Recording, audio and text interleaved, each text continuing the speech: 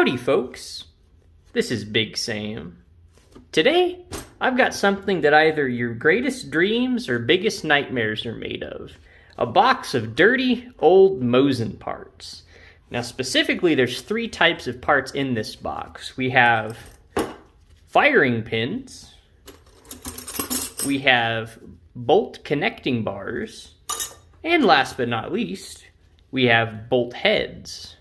So we're going to go through and take a look at each one, try to categorize them, try to look at the maker's mark of each one, and then we're going to sort them out by the maker of each different types of part. And then in the following video, we're going to be using some of these bolt heads we find in here to headspace a really interesting gun. So you're not going to want to miss that. Alright, so let's start going through what we got here. First of all, we got these firing pins on the top. So let's see what we've got here. Most of these I think we're going to be able to see a maker on. So this is a Tula made before 1928. So we're going to set him there, like that. Okay. This guy, we can see right there, an Ijevsk made after 1928. So Ijevsk, we're going to put him down here for now. This guy is an Ijevsk made before 1928. We can see our bow and arrow right there. That's pretty cool. Set him there. And next, we've got another Ijevsk made before 1928. Let's get a little pile going here. Let's see, what about this guy? See if we can tell. Some of these we may not really be able to tell a maker from. I don't really see a maker on this one, so we're going to set him aside as an unknown for the moment. This guy is a Tula made before 1928. There's our hammer in a circle. It's upside down there. There you can see it. You're going to go there. Next one is a post-1928 Ijevsk. So you're going to go there. This guy is pre-1928 Tula, so you're going to go there.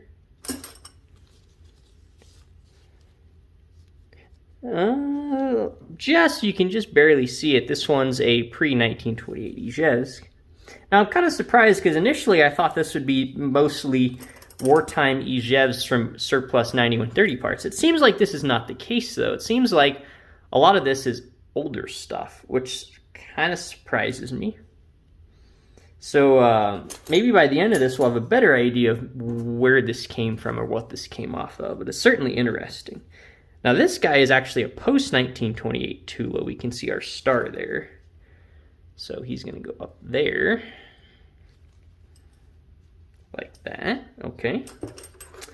This guy is very shiny and also a pre-1928 Ijevsk.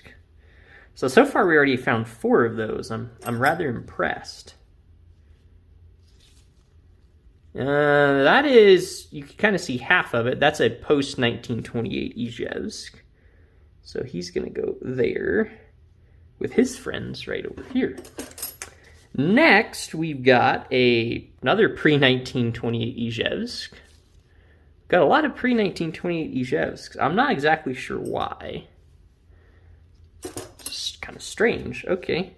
This is actually a Sestrayetsk.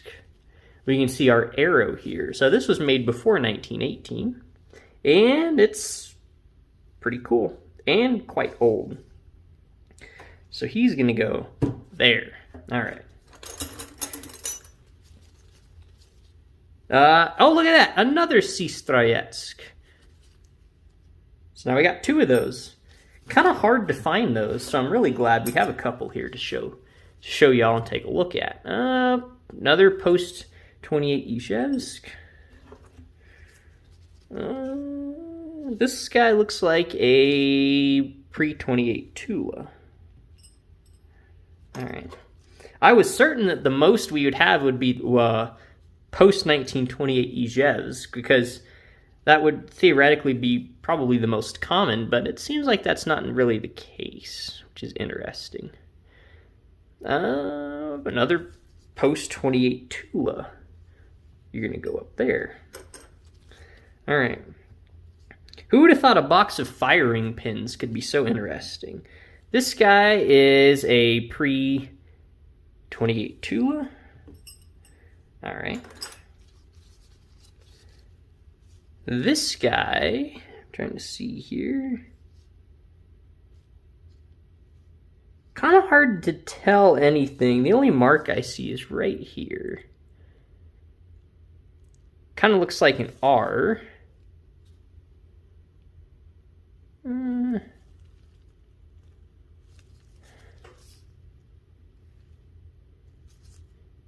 Hard to say. Looks too oval to be Remington, so we're going to set that in the unknown category for now. If you think you know what one of those unknown ones are, definitely post in the comments, because I'd love to hear about it. Post 1928 Ijevsk. Alright, next one. Well, there's one mark here. Right there. And that's about all I see there. That's sort of hard to go off of, so for now we're going to set that aside in the unknown category. Here's another post-28 Ijevsk. Well, so we have a fair amount of them, but we have a fair amount of others as well, which is surprising. Post-28 Tula, which is not necessarily common by any stretch of the imagination. I would say the pre-28 Tulas would definitely be more common. All right, now this guy. Some marks here. Hard to tell if that's a pre-28 Tula hammer or not.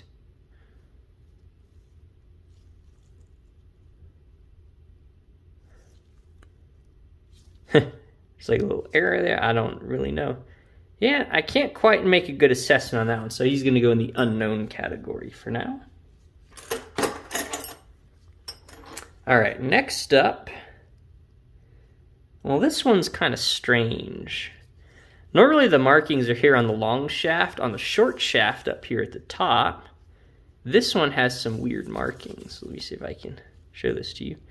Looks like there's an M with an arrow coming out of it to the right. Now, typically on Westinghouse markings, they'll have a letter code with an arrow coming out of the left. But that doesn't really look like a W. And the arrow should definitely be attached to the letter. There's a very obvious gap here between the letter and the arrow. So I don't really know what this is. I've never seen that before. Very interesting, to say the least. Well, he's going to go in the unknown, but very intriguing category. This guy is all dark, looks kind of like really heavy bluing on it or something, and there's no visible markings on it. He's going to go in the unknown as well. All right, let's see, do we have any more firing pins? So that's all the firing pins we have. So let's see, we've got 1, 2, 3, 4, 5, 6, 7, 8, 9, 10, 11, 12, 13, 14, 15, 16, 17, 18, 19, 20, 21, 22, 23, 24, 25, 26, 27 firing pins. That's quite a lot of firing pins. And again, what we have here, these are the pre-28 Tulas. We have 5 of those. We have 3 post-1928 Tulas. We have 2 Sestrayets. We have 5 pre-1928 Ijevsks, and over here we have 6 post-1928 Ijevsk. And lastly over here, which you can't see, it's off camera, we have 6 unknown firing pins. Pretty interesting stuff. So now what we're going to do is take a look at the connecting bars next and see what kind of interesting markings we can see on those. All right, so let's see what we got here. Our first one, right off the bat, is a Sestrayetsk. Pretty cool. Not that easy to find these. Okay, so we'll set him there. Next, another Seastroyetsk. Amazing. Also has a weird little, like it looks like a 0 marking on it. Not sure what that is, but very fascinating. So these definitely would have gone on M91 rifles because that's really the only rifle the Seastroyetsk factory made. All right. Post 1928 Ijevsk, so you can go down there. Kind of hard to see, but that's a post 1928 Ijevsk as well. We've got another post 1928 Ijevsk. We've got nothing apparently. You also have to check on the sides, but there's apparently nothing. I don't know what that little marking there is. Huh, all right, so unknown for you. This one's definitely a pre-1928 Tula. Also has that weird 0 marking, so I'm not sure exactly what's with that. Maybe more to come on that. So you're gonna go there. Ah, there. And this is finally a pre-28 Ijevsk with a really lovely little cursive case font right there, if you can see that. Very nice. I like it. Another Seastroyetsk. Man, we already found 3 of those. Amazing. What is that? Kind of hard to say. I'm going to just say that is a pre-28 Tula. So you're going to go there. All right. Now, you are also a pre-28 Tula. Now, that's interesting because this one has a Cyrillic B right there. Huh, that's cool. This one has our hammer, but notice our other ones, the hammer was inside a circle, and while the circle could be worn away, I would expect to see some of it. And the fact that most of the hammer is not worn tells me that this was not in a circle. So that's pretty cool. Kind of a different type of factory marking. We can see here's another pre-28 Tula, but this guy's definitely in a circle. Here we have a nice T marking. Very cool indeed. So even within the Tulas, there's quite a lot of variety. Here's another one, very reminiscent of the one we just looked at. We have our T with our pre-28 Tula marking. A lot of pre-28 Tulas, which doesn't really surprise me because they made quite a lot of M91 rifles, especially before World War I and during World War I. Another pre-28 Tula. Wow. This is another Seastroyetsk. That's pretty cool. So we already found 4 of those. This is a post-1928 Ijevsk.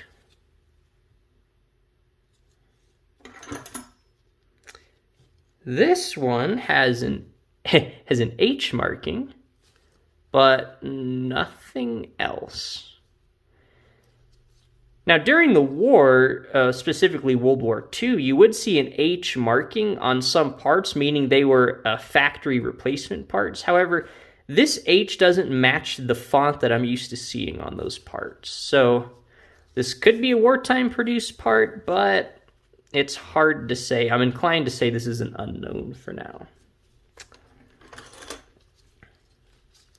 All right, next looks like another unknown. I don't see any markings of interest on this to speak of at all. Interesting. All right, next we've got kind of faint post-28 Ijevsk. Okay. What do we have next? This guy is a Tula. He's actually upside down. Interesting. Another pre-28 Tula. Ah, quite a lot of those. All right. We've got another pre-28 Tula.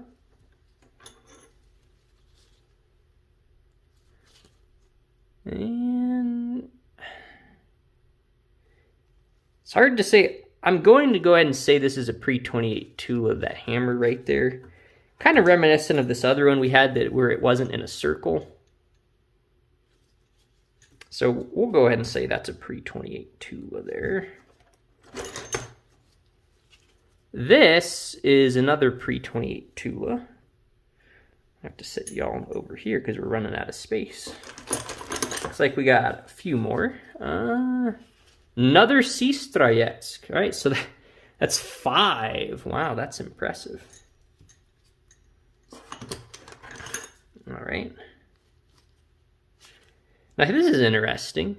We have a pre-28 Tula, but it's on the side here. Interesting.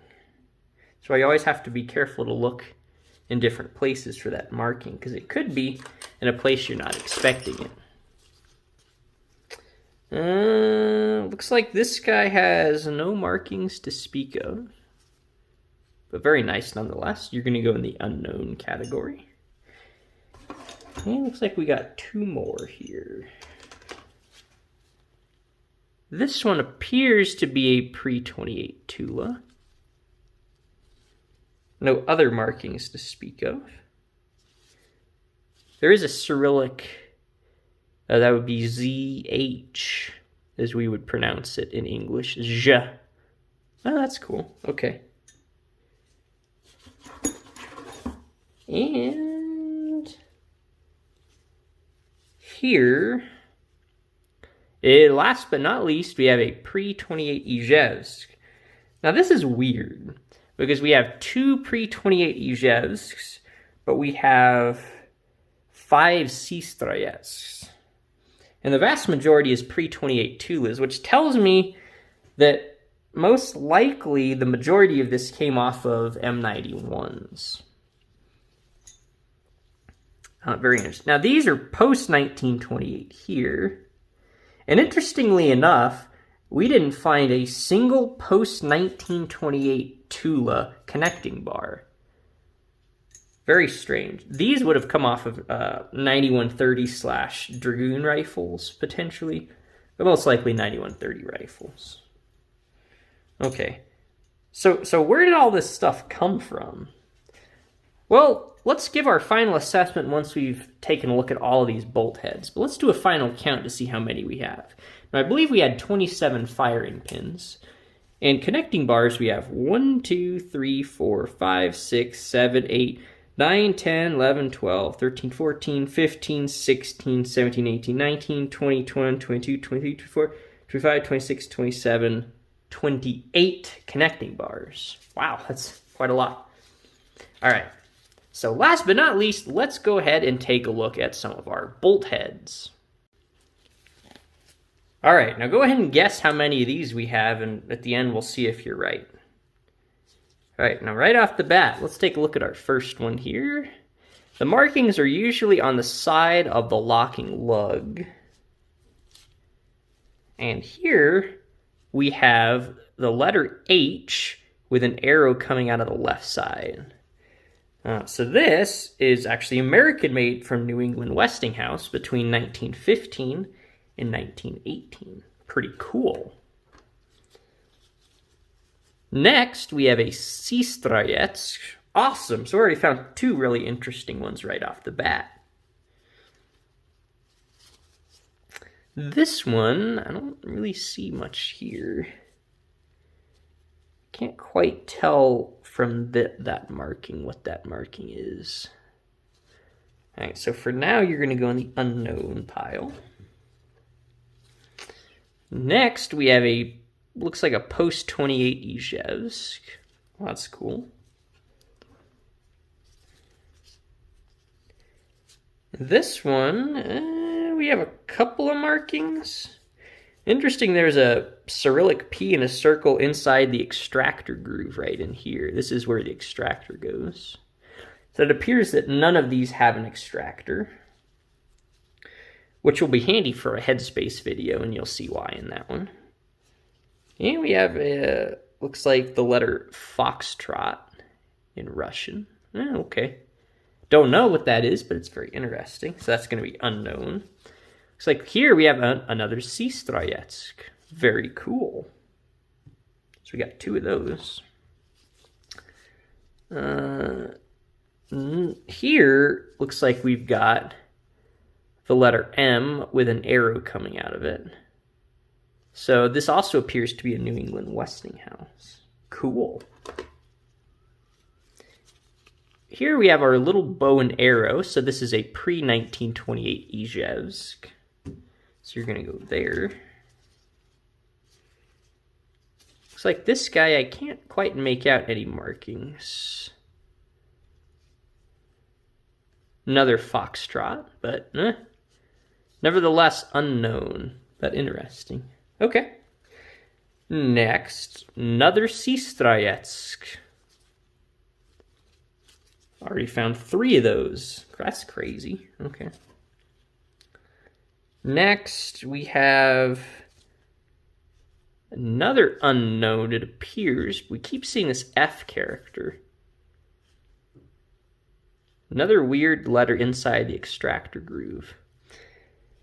Maybe eventually we'll be able to figure out if this letter implies anything, maybe a particular factory or factories or a time period. But for now, we'll have to set that to the unknown category. More research is required. Finally, a post-28 Tula. Remember, we didn't have a single connecting bar from there, so that's cool. This one, I don't really see too many markings on this one.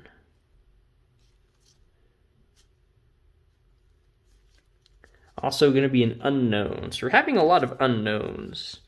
But we're still finding a lot of cool ones, like here's another Sestrayetsk. So that's already 4 of those. Now this guy is interesting. There's our pre-28 Tula marking. However, it's on the front of the locking lug, which is weird. Okay. Well, we'll set that there for now.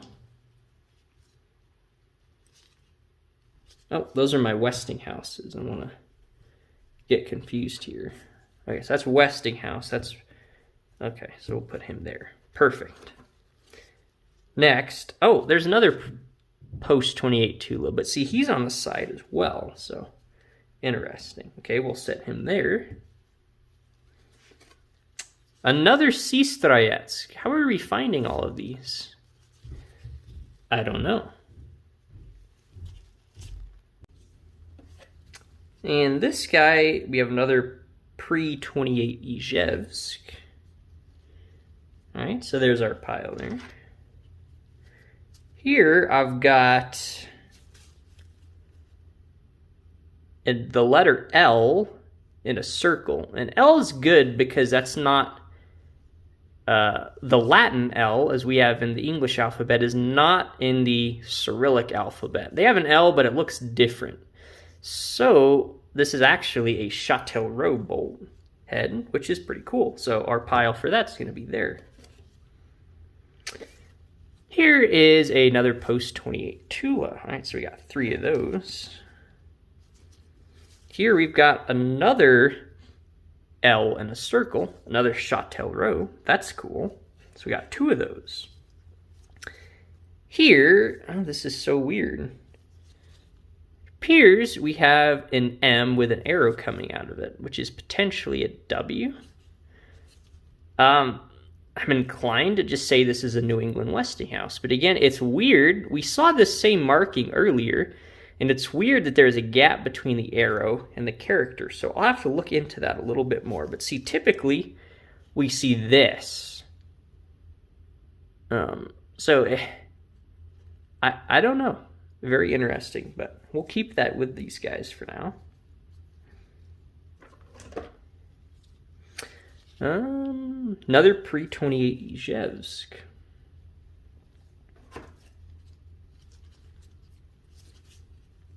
Look at that. Looks like another Westinghouse one. And some of these symbols are going to make a lot more sense when we eventually have our really in-depth video on the New England Westinghouse contract, which will have a lot of gratuitous information and be very interesting for some of you, hopefully. Here we have another of these weird unknown ones. where we have that foxtrot character, an H, and another character in the extractor groove, and we don't really know. Okay. Unknown. Oh, this is a lot of bolt heads. Post 28 Tula. So we got 4 of those now. Really faint marking there. I can't tell what that is, unfortunately. And I don't really see anything else here to tell me what this is, so that's going to be an unknown.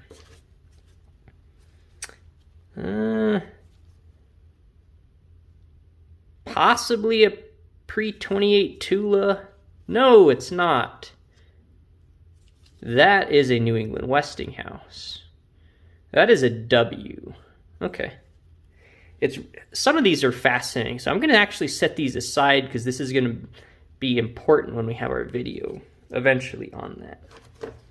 So I hope you're excited about that because I know I am. Another pre-28 Tula. Where was our pile of pre-28 Tulas? Here it is. Okay. And so that's pre-28 Tula. This is Châtellerault. This is pre-28 Tula as well. This is weird. That mark is actually on the main shaft, which I haven't seen before. Interesting. All right. Looks like another pre-28 Tula. This is a post-28 Ijevsk. You can see that right there. Only our second one of those, amazingly. This is a pre-28 Ijevsk with our bow and arrow. It's our 4th one of those.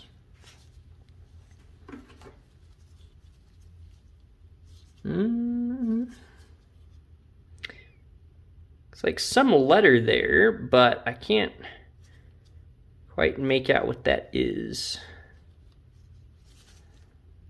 Huh. Alright, we'll set that as unknown for now.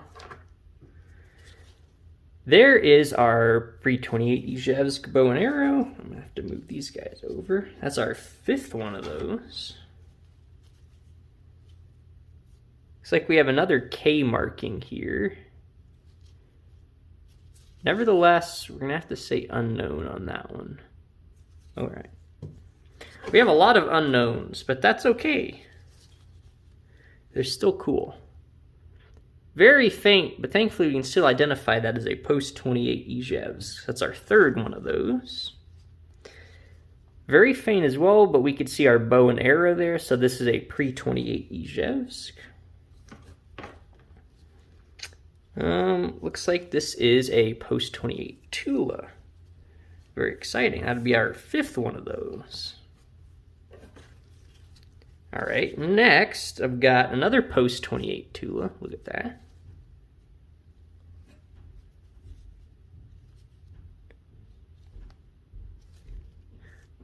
Looks like on this one I've got it letter H. Now I think, although it's hard to say, it may have an arrow coming out of the side. I'll have to take a closer look at that. Seems sort of worn.